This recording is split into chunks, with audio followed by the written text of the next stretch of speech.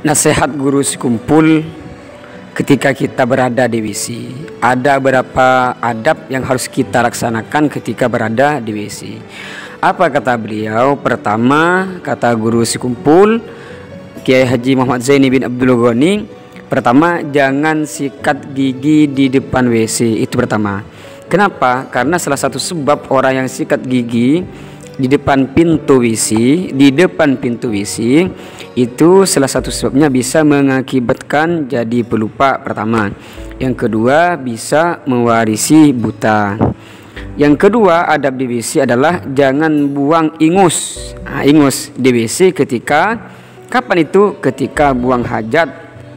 Karena akibatnya ketika kita beringus ketika buang hajat di WC bisa berakibat tuli. Itu kata beliau. Yang ketiga, adab di WC adalah jangan memutar-mutar zakar.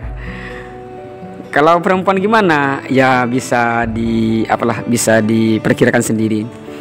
Dan setelah selesai buang hajat, diharapkan untuk segera berdiri atau keluar dari WC.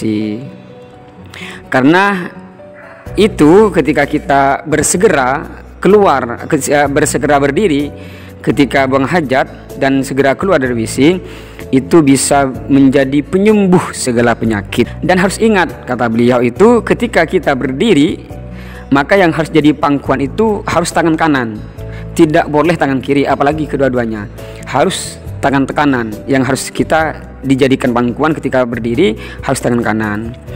Kata beliau, barang siapa yang mengamalkan ini yang tadi saya sebutkan tadi itu, akan diberi oleh Allah, itu akan diberi ilmu kebatinan yang benar, atau yang disebut dengan ilmu laduni. Itu kata beliau.